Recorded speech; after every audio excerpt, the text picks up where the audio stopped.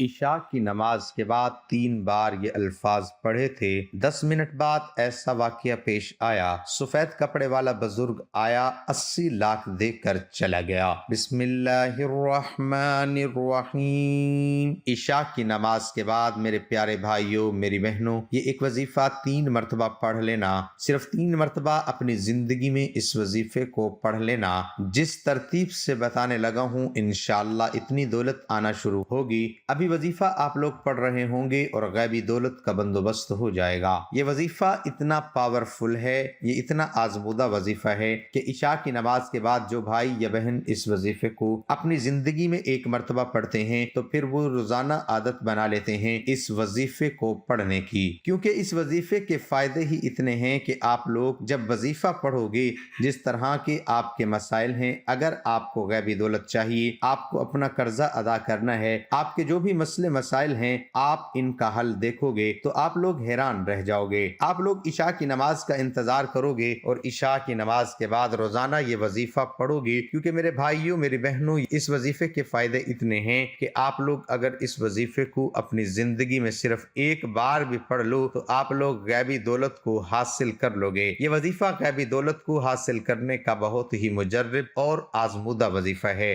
آپ لوگ اللہ پاک کی ذات پر یقین کرتے ہوئے جب عشاء کی نماز پڑھیں، چاہے آپ پاکستان میں ہوں، چاہے انڈیا میں ہوں، چاہے بنگلہ دیش میں، سعودیہ کے، آپ لوگ پوری دنیا کے جس کونے، جس گاؤں، جس بستی میں اس وقت موجود ہیں، اس ویڈیو کو دیکھ رہے ہو، اس ویڈیو کو دیکھ کر آپ لوگ وظیفے کو لازمی نوٹ کر لینا۔ محترم ناظرین، حضرت عائشہ صدیقہ رضی اللہ عنہا فرماتی ہیں کہ رسول اللہ صلی اللہ علیہ وسلم رات کے اول حصے میں سو جاتے اور آخری حصے میں بیدار ہو جاتے۔ رات کے اول حصے سے کیا مراد ہے، اس کی تعین بھی حضرت عائشہ رضی اللہ عنہا ہی کی اس حدیث سے ہوتی ہے کہ آپ عشاء سے پہلے سوتے نہیں اور عشاء کے بعد گفتگو نہیں فرماتے، جلد سو جاتے، بلکہ آپ عشاء کے بعد گفتگو کرنے کو ناپسند فرماتے، تاہم گاہے بگاہے دینی گفتگو فرمایا کرتے۔ حضرت عمر رضی اللہ عنہ فرماتے ہیں کہ رسول اللہ صلی اللہ علیہ وسلم بعض اوقات عشاء کے بعد حضرت ابو بکر رضی اللہ عنہ سے مسلمانوں کے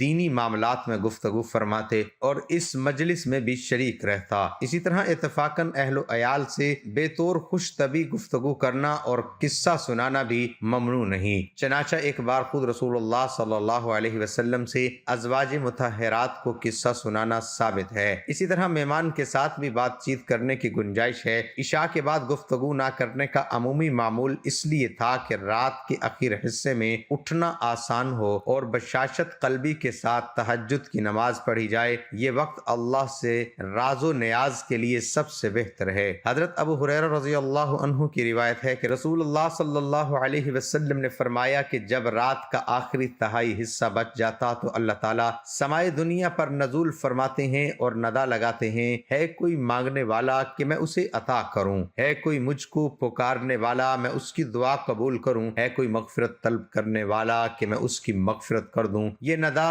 طلوع فجر تک ہوتی رہتی ہے۔ حضرت عائشہ رضی اللہ عنہا فرماتی ہیں کہ آپ سونے کا ارادہ فرماتے تو نماز کے وضو کی طرح وضو کرتے اور دوسروں کو بھی باوضو سونے کا حکم دیتے کہ باوضو سونے سے شیاطین و جنات اور پریشان کرنے والے خوابوں سے حفاظت ہوتی ہے۔ نیز ایک فرشتہ پوری رات اس کے ساتھ ہو جاتا ہے اور جب وہ کروٹ لیتا ہے تو فرشتہ کہتا ہے، اے اللہ اس بندے کی مغفرت فرما کہ اس نے رات باوضو گزاری، اگر اس حال میں انتقال ہو گیا تو شہادت کا مقام پائے گا۔ آپ کا معمول تھا کہ سونے سے پہلے مسواک کرتے۔ حضرت ابو ہریرہ رضی اللہ سے مروی ہے کہ رسول اللہ صلی اللہ علیہ وسلم اس وقت تک آرام نہ فرماتے جب تک مسواک نہ فرما لیتے۔ عتبہ کہتے ہیں کہ دانتوں کی صفائی معدے کی صحت و قوت کا باعث ہے اور پائریا کے مریض کے لیے خاص طور پر سونے سے پہلے دانتوں کی صفائی بہت ہی مفید ہے۔ سونے سے پہلے سرما لگانے کا بھی معمول تھا۔ حضرت ابن عباس رضی اللہ عنہ فرماتے ہیں کہ رسول اللہ صلی اللہ علیہ وسلم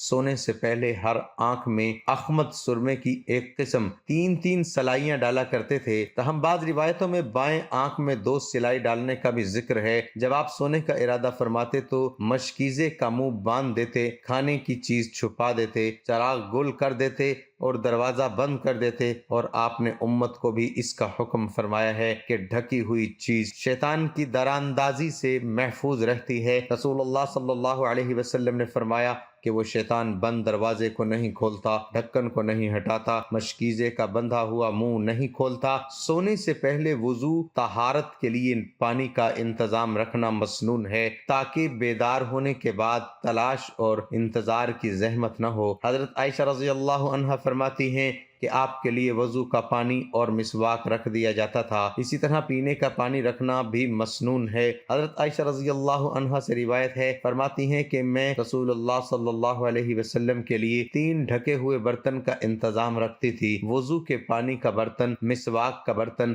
پانی کا برتن۔ محترم ناظرین، اب چلتے ہیں وظیفے کی طرف۔ آپ تمام بہن بھائی جب عشاء کا وقت ہو، عشاء کی نماز پڑھ لو تو آپ لوگ اس کے بعد فوراً یہ وظیفہ شروع کر دینا پڑھنا۔ میرے بھائیوں، میری بہنوں، میں یہ وظیفہ آپ کو اپنی طرف سے کوئی نہیں بتا رہا، یہ وظیفہ میں نے خود اپنی زندگی میں کئی مرتبہ اس وظیفے کو پڑھا ہے۔ یہ بہت آسان سا عمل ہے۔ عشاء کی نماز کے بعد جائے نماز پر بیٹھے بیٹھے یہ وظیفہ پڑھ لینا ہے۔ جیسے ہی سلام پھیرے، اتحیات میں جیسے ہی بیٹھے ہوتے ہیں ویسے ہی بیٹھے بیٹھے آپ کو یہ وظیفہ پڑھنا شروع کر دینا ہے۔ آپ لوگوں کو وظیفہ بتا دوں میرے پیارے بھائیوں، میری بہنوں، آج کا وظیفہ عشاء کے بعد آپ کو جائے نماز پر بیٹھے بیٹھے یہ وظیفہ پڑھ لینا ہے۔ آپ لوگ 2 کام کیجئے گا، یا تو اس وظیفے کو جب شروع کرو تو اپنی حاجتوں کی نیت کر لیجئے گا، یا اگر حاجتوں کی نیت نہ کر سکو تو آپ لوگ جب وظیفہ ختم ہو جائے تو اس کے بعد اللہ پاک سے دعا مانگ لیجئے گا، جو آپ کی حاجت ہو، جو آپ کی مراد ہو، اس کے لیے اللہ پاک سے خوب دعا کیجئے گا۔ میرے بھائیوں، میری بہنوں، اللہ پاک کی ذات پر یقین کرتے ہوئے آپ کو یہ وظیفہ پڑھنا ہے۔ میرے بھائی میری بہنیں دونوں یہ عمل کریں۔ سلام پھیرنے کے بعد آپ کو اتحیات میں بیٹھے بیٹھے سب سے پہلے پڑھنا کیا ہے یہ سمجھ لیں۔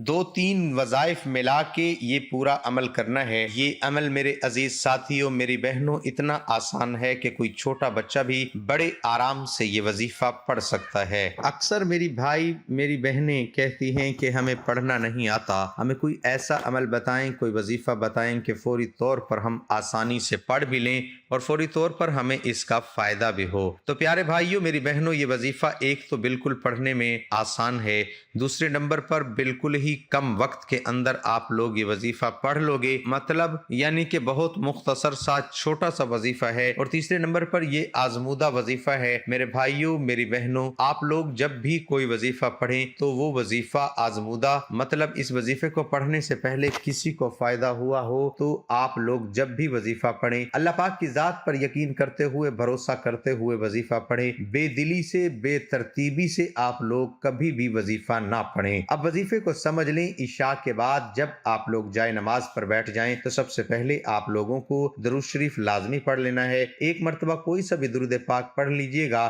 درود پاک میرے بھائیوں، میری بہنوں، اول و آخر جب بھی کوئی وظیفہ پڑھیں اول و آخر درود پاک لازمی پڑھا کریں۔ اس سے آپ لوگوں کا جو وظیفہ ہے اس کے فوائد بہت بڑھ جاتے ہیں۔ آپ کوئی سا بھی درود پاک پڑھ لیں، درود ابراہیمی پڑھ لیں، صلی اللہ علیہ وآلہ وسلم پڑھ لیں، صلی اللہ علی محمد پڑھ لیں، جو درود پاک پڑھنا ہو آپ لوگ ایک مرتبہ درود پاک پڑھ کے یہ وظیفہ پڑھنا شروع کر دینا۔ آپ لوگ جب درود پاک پڑھ لیں تو پہلے نمبر پر جو وظیفہ پڑھنا ہے، 3 وظائف آج کے عشاء کے بعد آپ کو پڑھنے ہیں۔ درود پاک آپ نے پڑھ لیا، اب 3 وظائف کون سے ہیں؟ پہلے نمبر پر جو وظیفہ پڑھنا ہے، یہ وظیفہ اگر آپ لوگوں کو پڑھنا نہیں آتا تو میں آپ کو پڑھ کر بھی سنا دیتا ہوں، اگر پڑھنا جانتے ہیں تو آپ کو اسکرین پر نظر آ جائے گا، میرے ساتھ ساتھ آپ لوگ پڑھ لیجئے گا۔ بہت آسان سے کلمات ہیں، بہت مجرب کلمات ہیں۔ درود پاک جب ایک مرتبہ پڑھ لیں تو اس کے فوراً بعد آپ لوگوں کو یہ کلمات پڑھ لینے ہیں۔ سبحان الملک القدوس، ایک مرتبہ پھر سیکنڈ ٹائم پڑھیں سبحان الملک القدوس، 2 مرتبہ میں نے پڑھ لیا، پھر تیسری مرتبہ بھی آپ لوگ پڑھ لیں سبحان الملک القدوس۔ صرف 3 مرتبہ آپ کو یہ وظیفہ پڑھنا ہے۔ جب اس وظیفے کو پیارے ساتھیوں آپ لوگ پڑھ لیں تو اس کے بعد آپ لوگوں کو اپنی اسکرین پر اب جو وظیفہ دکھ رہا ہے دوسرے نمبر پر آپ کو یہ وظیفہ پڑھنا ہے۔ یہ وظیفہ 4 وظائف کو ملا کر ایک ساتھ پڑھنا ہے۔ یا رزاقو، یا رحمانو، یا رحیمو، یا سلامو، یہ ایک ہو گیا۔ چاروں کو ملا کر پڑھیں گے تو ایک شمار ہوگا۔ دوسرے نمبر پر آپ کو یہ وظیفہ کرنا ہے یا رزاقو، یا رحمانو یا رحیمو یا سلامو، یہ 2 ہو گیا۔ پھر تیسری بار بھی پڑھ لیں، یا رزاقو یا رحمانو یا رحیمو یا سلامو، یہ 3 ہو گیا۔ چاروں اسم کو ملا کر پڑھیں گے تو 1 شمار ہوگا۔ اسی طرح میں نے آپ کو 3 مرتبہ پڑھ کے بتایا ہے، آپ کو 3 مرتبہ اس طریقے سے یہ سیکنڈ نمبر پر جو وظیفہ ہے پڑھنا ہے۔ اب تیسرا اور آخری وظیفہ آپ لوگوں کو کون سا پڑھنا ہے یہ سمجھ لیں۔ تیسرے نمبر پر جو وظیفہ آپ کو پڑھنا ہے اس کو آپ اچھی طرح سمجھیے گا، سمجھیے کہ یہ وظیفہ آپ کو پڑھنا کس طرح سے ہے۔ یہ پورا عمل آپ کو ایک ہی وقت پہ پڑھنا ہے، مطلب ایک ساتھ پڑھنا ہے۔ ایسا نہیں کہ ایک وظیفہ پڑھا پھر کھڑے ہو گئے کاموں میں لگ گئے، نہیں، کیونکہ یہ 1 منٹ کا تو پورا عمل ہے۔ جب سے درود پاک سے ہم نے وظیفہ شروع کیا ہے اور آخر میں ہم نے 3 مرتبہ جو وظیفہ پڑھا، اس کے بعد آپ کو بالکل آخر میں وظیفہ پڑھنا ہے۔ یہ وظیفہ بھی آپ لوگوں کو میں پڑھ کے سنا دیتا ہوں، حسبنا اللہ ونعم الوکیل۔